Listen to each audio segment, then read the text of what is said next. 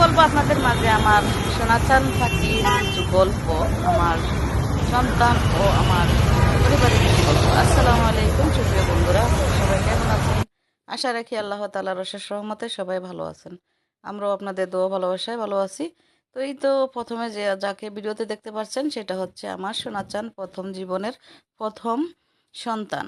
সেটা হচ্ছে সন্তান বলি, না বললে চিনবেন না, তার জন্য তাকে আমি বলি সোনাচান পাখি। এই কারণে প্রথমে ভিডিও শুরুতে বললাম যে সোনাচান পাখি এটা আমার কলিজার টুকরা। এটা আমার জীবনের প্রথম আলো, আশার আলো, প্রথম কোল জুড়ে সে আসছে দুনিয়ার জমিনে। তখন আমার সব দুঃখ কষ্ট দূর হয়ে গেছে। এই কলিজাকে আঁকড়িয়ে নিয়েই আমি সারা জীবন বেঁচেছিলাম, সুখের মুখ দেখতে অপেক্ষা করছিলাম।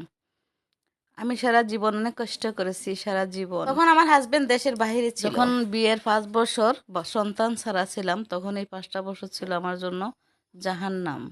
জাহান্নামে পরিণত হয়েছিল আমার জীবনটা। আমি যেদিকে তাকাইতাম ওই দিক ছিল আমার জন্য অন্ধকার। আর যেদিন থেকে আমার হাজবেন্ড দেশে আসলো, আমার সন্তানরা আমার কোলে আসলো, সেদিন থেকে আমি পৃথিবীর আলো পেয়ে, সেদিন থেকে আমি আমার জান পাখিটাকে আঁকড়িয়ে ধরে আমার এই জীবনটা এই পর্যন্ত এগিয়ে নিয়ে আসছি। আজ সেই জান পাখিটা আমাকে ছেড়ে অনেকটা দূরে চলে যাচ্ছে। আমার সেই জান পাখির জন্য দোয়া করবেন সবাই। আমি আমার জান পাখির জন্য আমার সর্বস্ব দিয়ে আমি দোয়া করি আল্লাহ পাক যেন আমার জান পাখিটাকে আর আমার জান পাখির সাথে যত ফ্রেন্ড সার্কেল আছে সবাইকে যেন নেক হায়াত দান করেন, সুস্থতা দান করেন, ভালো রাখেন। আল্লাহ হাফেজ।